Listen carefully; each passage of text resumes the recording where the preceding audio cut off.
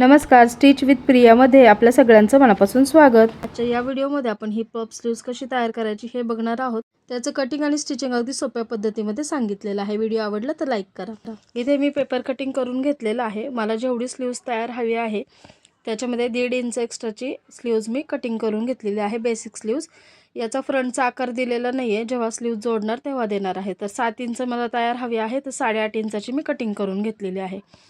त्याच्यानंतर इथे 38 साइजसाठी 10 इंचाची घडी घेतलेली आहे। कॅप हाईट दिलेली आहे इथे 3 इंच। खाली दंडगेर घेतलेला आहे 6 इंच आणि त्याच्या पुढे 2 इंच शिलाई मार्जिन घेतलेला आहे। अशा प्रकारे हे पेपर कटिंग करून घेतलेलं आहे। त्यानंतर खाली जे आहे ते मी काठाची पट्टी जोडणार आहे। तर मी ती पट्टी जी आहे ती 1.5 इंचाची मला तयार हवी आहे। तर मी इथे 2.5 इंचावर मार्किंग करून घेतले खालच्या बाजूने, बघू शकता इथे, आणि त्याच्यावर एक लाईन ड्रॉ करून घेतली। तो पार्ट जो आहे तो त्याच्यातून कटिंग करून घ्यायचा आहे। इथे आम्ही पार्ट वेगळा करून घेतला। आता खालचा जो पट्टी आहे तर तिथे काट लावणार आहे ना, वरचा आपल्याला अस्तरवर कटिंग करायचं आहे। इथे अस्तर घेतलेला आहे 4 फोल्डमध्ये, बघू शकता। फोल्ड बाजू जी आहे ती माझ्याकडे करून ठेवणार आहे। तर फोल्ड बाजूकडून आपल्याला माप टाकायचं आहे। तर इथे मी 5 इंच जे आहे ते माप एक्स्ट्रा घेतलेलं आहे प्लीट्ससाठी। इथे लाईन ड्रॉ करून घेतली आणि त्याच्या पुढे जो आपण स्लीवचा वरचा भाग कट केलेला आहे तो ठेवायचा आहे आणि आहे तसा ड्रॉ करून घ्यायचा आहे। तर हा आकार आहे तसा ड्रॉ करून घेतला। त्यानंतर इथे सरळ ही लाईन जोडायची आहे, जेवढी ती उंची आहे तेवढी। या लाईनपासून वरती इथे 1 इंचावर मार्किंग केलं आणि हे जे मार्किंग आहे त्या या आकाराला जोडून घेतलं इथे। अशा प्रकारे हा स्लीवचा आकार तयार झाला। केलेल्या मार्किंग प्रमाणे कटिंग करून घ्यायचा आहे। तर हा वरचा जो स्लीवचा भाग आहे त्याचं कटिंग झालेलं आहे। जे एक्स्ट्रा 5 इंच घेतलं होतं त्याचं सुद्धा मार्किंग करून घ्यायचं आहे, म्हणजे आपल्याला प्लीट टाकताना ते व्यवस्थित लक्षात येतं। तर इथे मार्किंग करून घेतलंय। आता खालचा जो भाग आहे, खालची जी पट्टी आहे, तर त्या सेम मापामध्ये आपल्याला मेन फॅब्रिकच्या 2 पट्ट्या कट करून घ्यायच्यात आणि अस्तरच्या 2 पट्ट्या कट करून घ्यायच्या आहेत। स्लीवचा अस्तरवर जो मेन पार्ट आपण कटिंग केला होता वरच्या भागाचा, तर त्याच्यापेक्षा थोडं कडेने एक्स्ट्राचं मेन फॅब्रिकचे 2 पीस कट करून घ्यायचे आहेत। आता हा जो मेन फॅब्रिकचा पीस आहे तो खाली उलटा ठेवलेला आहे आणि त्याच्यावर हे अस्तर ठेवलेलं आहे आणि चारही बाजूने याला स्टिच करून घ्यायचं आहे आणि जे एक्स्ट्राचं फॅब्रिक आहे ते कटिंग करून घ्यायचं आहे। असे मी दोन्ही पार्ट जे आहेत ते तयार करून घेतलेले आहेत स्लीवचे।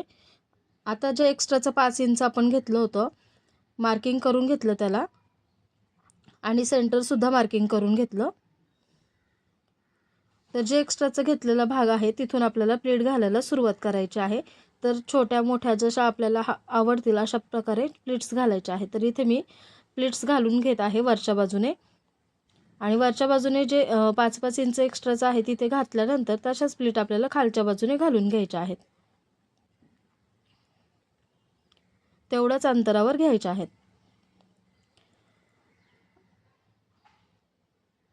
आता खाली आपल्याला पट्टी लावून घ्यायची आहे। तर अस्तरची पट्टी मी घेतलेली आहे इथे आणि मेन फॅब्रिकची पट्टी घेतलेली आहे। त्याचा दोन्हीचा सेंटर पॉईंट काढून घ्यायचा आहे।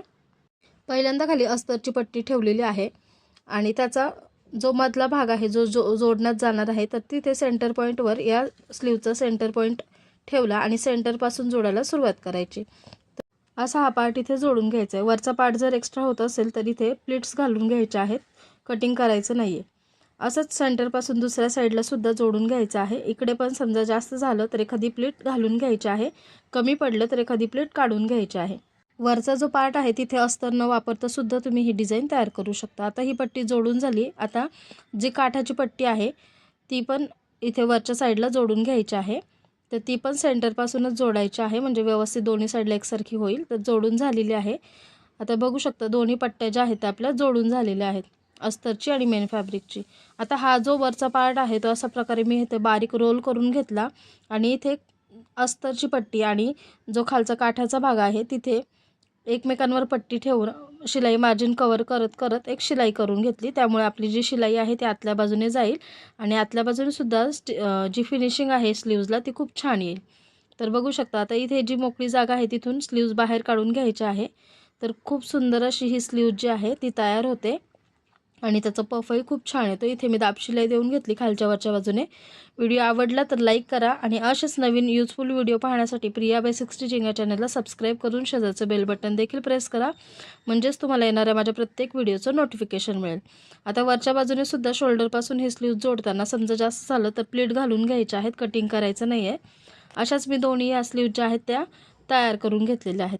वरचा भाग जोडताना इथे स्लीव्ज अशी व्यवस्थित एकमेकांवर ठेवून आतला आर्महोलचा भाग आहे तो थोडासा कट करून घ्यायचा आहे, त्यामुळे स्लीव्ज फिटिंगला छान बसते. इथे आता मी शोल्डरपासून ही स्लीव्ज जोडून घेणार आहे आणि फिटिंग करणार आहे. या स्लीव्ज शोल्डरपासूनच जोडायची. समजा एक्स्ट्राचं कापड झालं तर एखादी प्लीट इथे घालून घ्यायची आहे अशा प्रकारे. तर स्लीव्ज मी दोन्ही बाजूच्या जोडून घेतलेल्या आहेत आणि इथे जसं मेजरमेंट आहे त्याप्रमाणे फिटिंग करून घेतलेलं आहे. तर याची बॅकनेक डिझाईनसुद्धा मी शेअर केलेली आहे, चॅनलला व्हिजिट करून तुम्ही तो व्हिडिओ बघू शकता. बॅकनेकमध्ये मी लेस लावलेली नव्हती, पण आता मी या ब्लाऊजला लेस लावून घेतलेली आहे, त्याच्यामुळे त्याचा लुक अजून छान आलेला आहे. असेच नवीन व्हिडिओ पाहण्यासाठी चॅनलला सबस्क्राईब करा. भेटूया पुन्हा एकदा नवीन व्हिडिओमध्ये. धन्यवाद.